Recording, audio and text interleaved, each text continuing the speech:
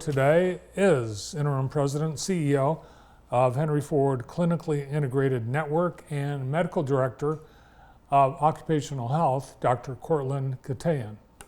And Courtland, welcome back. Thank you. How's your summer going? It's great. Great. Yeah, this is when you want to be in Michigan, right? This is it. Why go anywhere else? Oh, this is it. Yeah, I love it. And if you have tickets on Delta, you can't. That's true. That's true. Well, new title since you were here last, and I was curious what this means, and maybe you could tell our viewers, because it's not a phrase that people are familiar with. Henry Ford Clinically Integrated Network, your overall that, plus continuing as Medical Director of Occupational Health. Yeah, so I've been here in occupational health now for about 7 years. I've been in that position. And then my role here locally in Jackson was president of the Jackson Health Network, which was our clinically integrated network in Jackson. And so what the clinically integrated network lets us do is it's a way to get all of the physicians in the community together so that we can contract together, but also so employed doctors and independent. So pretty much every physician in Jackson County was in the Jackson Health Network. And so we'd work on things together like quality and like cost and utilization and basically creating more valuable care, so providing better care at lower cost. That was really the goal of the Jackson Health Network, and that was affiliated with the local hospital. We've now essentially evolved that entity to be over the physician network for the whole Henry Ford system. And so that includes the Jackson community. It includes pretty much all of Southeast Michigan, all of that Henry Ford footprint. It also includes Michigan State. We have an affiliation with MSU, and so they're physicians as well. So there's about 4,500 physicians now that are in the larger clinically integrated network. And there are going to be, we're in the process of doing this, but JHN was about 130,000 lives. So that meant that patients who had a Jackson Health Network primary care physician, it's going to be about 500,000 in this larger network. So about 5% of the population of the whole state is now in the Henry Ford Clinically Integrated Network. And so we're going to work on things like getting folks cancer screenings done and getting their vaccines up to date and making sure that their chronic diseases are controlled, but then also moving care upstream so that people don't need to use the ER, right, for things that aren't ER type issues, helping prevent people from needing to go to the hospital. So really trying to move healthcare into really kind of like really making sure it happens at the right time and in the right place. So that's what it is. And I know it's a little abstract probably for people listening to me talk about it. Within the healthcare community, people realize this is the thing that's doing the contracting. Like we're between the health insurance company and the health system, right? We're doing that interaction on a contracting basis. So where Henry Ford serves in Southeast Michigan and in Central Market here in Jackson, it would seem like we are not in a health desert, which apparently is one of the growing problems in the country, where small local hospitals are closing or reducing services. That's right. Yeah. I mean, and there are communities around us that have had that experience, but we actually have, I think, a tremendous amount of health resources in this community. There's quite a bit of sophistication, and actually, the Jackson Health Network, which is what I was leading before, which has been the foundation for the new system-wide network, was one of the most advanced in the country. I mean, it was very, very sophisticated. And we worked very closely with local partners in the collaborative network to address people's social needs, because we know that social drivers are it's actually the largest predictor of people's health outcomes. So making sure that people have food and housing and education, right? Those are the types of things that actually drive people's long-term health outcomes the most. The second is their behaviors. So do they choose to drink or smoke or eat a healthy diet, right? And that's probably 70% of those two categories of people's drivers of health outcomes. The things we do in clinic, right, in clinical medicine, probably are about 15% of the of what actually predicts people's health outcomes. So we think in medicine we're very important and we have make a big impact. But the truth is that the things that affect people day to day, right, where they live, how they live, decisions they make, influence health outcomes a lot more than we do. And I think the messaging really has been very forward as to placing responsibility on our own selves as it relates to our health care and outcomes. Yeah, that's a big part of it, right? Because I think there's only so many, you can only have so many appointments with a doctor, right? There's only so much that we can do. And so, I think the more that people are invested in their own health and their own health care, the better we do as a community. This past week, my sister-in-law, who lives in Petoskey, she has 5 kids and their grandkids and the whole family all gathered over in St. Joe for 3 or 4, 6 days of family frivolity, which turned into a COVID event. That does happen. Yeah, everyone, the whole Yeah. family got COVID, not us. We don't hang out with those people. Yeah, were you there? Because I'm sitting like No, 3 they were feet the away from outlaws. you, right? We were nowhere near them. I didn't even want to talk to them on the phone. Yeah. You just never know these days. But it's still there. I mean, it's still here. And Yeah, until you it hear is. about something like that, you forget. Yeah. I actually looked at this the other day. The numbers this year have climbed. If you compare now versus like June, right? So we're kind of trending upwards again. But if you look at last year during this time, it's about the same.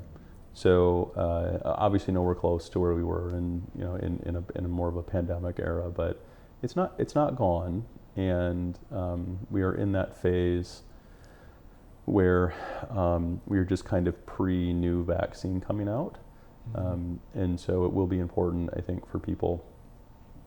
I know people have opinions about COVID vaccines, but the new vaccine, which is targeting the more commonly circulating variants right now, comes out, we expect, in August and September, August or September.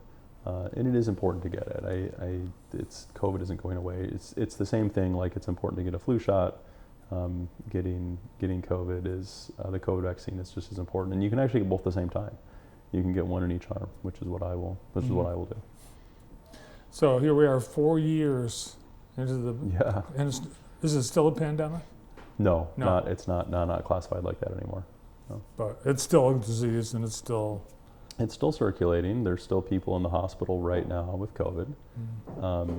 The symptoms are a little different, which is interesting. So each time we get a new lineage of the virus or a new variant, some of the properties or characteristics have changed. That the mutations seem to happen most in the spike protein, which is the one that really affects transmissibility. And so every time we get a new variant, it's easier and easier to spread. At this point, COVID is basically the second most easily communicated disease behind measles. wow. So it's very, very transmissible. That's why in a house over a weekend, right, every single person's going to get it. Yeah. It's very easy to spread to other people. But yeah, so it's the symptoms though have evolved too. So the where it used to be people would get the lost smell, lost taste. That's not really the case anymore. So some of those things have kind of evolved away, which makes it a little harder to tell what you have, right? So you have to be really careful. If you get any symptoms at all, you really should be testing. And the reason for getting tests, you want to know because there's some treatment. The treatment, yeah, that's right. So you want to know because you can get treated, but also, and that's true for flu too, by the way. So whether it's flu or COVID, there's 2 reasons to get tested. One is that you don't want to expose anybody else, which you can do without getting a test, right? You can just not interact with other people if you're feeling unwell or have upper respiratory symptoms. all the time too. I think people confuse it for allergies. I hear that all the time. It's just allergies. It's like it's not a lot to take a test, so it's better just to take the test. But yeah, it's very, very, very easy to spread, and so that's one reason to get it. And the other is you can get treated, and especially people that are in higher risk states. So people that have other chronic conditions, could be even as simple as like high blood pressure, it's a chronic condition. Those put somebody at higher risk for a worse outcome with COVID, and so knowing that if you have it, so you can get the medication, the Paxlovid, and then the flu, there's Tamiflu. So there are treatments for these things that are worthwhile, especially as people age and have chronic diseases. And you have to know, like you want to know right away, because that's when the treatment works. That's when the treatment works, and that's also when you're the most likely to spread. Actually, with COVID, you're more likely to spread the disease before you even know that you're sick. So that's one of the things that's made it very hard, is it's the 48 hours before somebody becomes symptomatic that you shed the most virus. So that's why it's been so hard. It was so difficult to control in the pandemic. That's not true for most other conditions. Most of the cases, like the flu, you really become symptomatic before you're actually really shedding virus and you're communicable.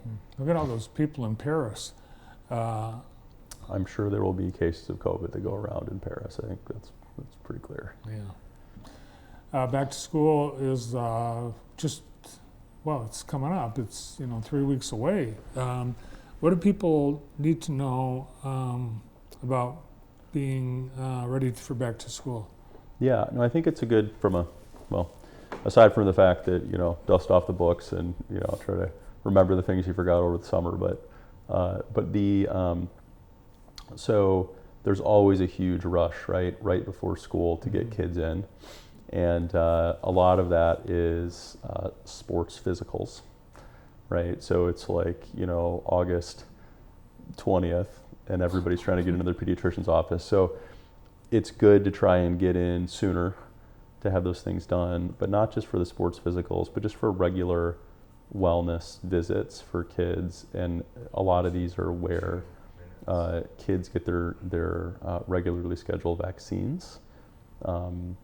Doing that a little earlier in the summer and not just waiting for the last minute is a good thing. Those are some of the measures where as a community we tend to lag a little bit as we tend to get to the end of the year, is kids getting in for their regular wellness visits where they're getting their vaccines updated.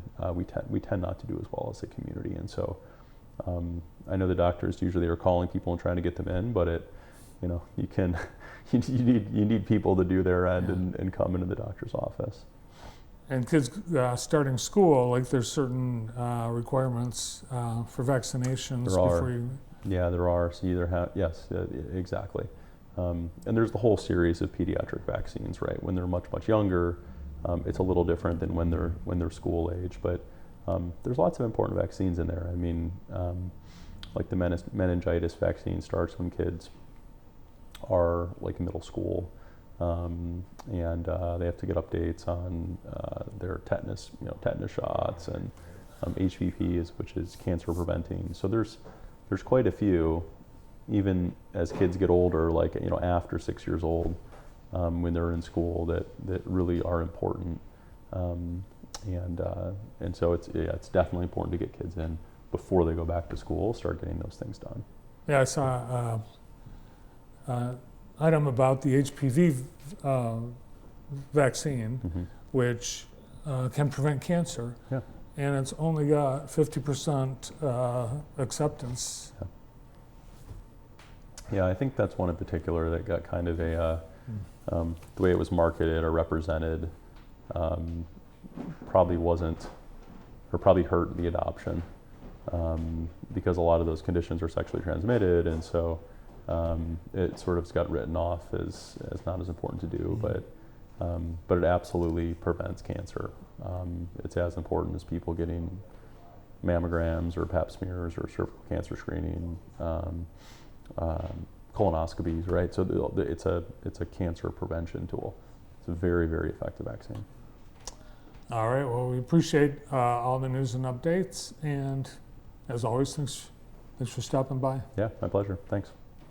Dr. Courtland Keteyian is in charge of Henry Ford Clinically Integrated Network and Medical Director of Occupational Health at Henry Ford Health.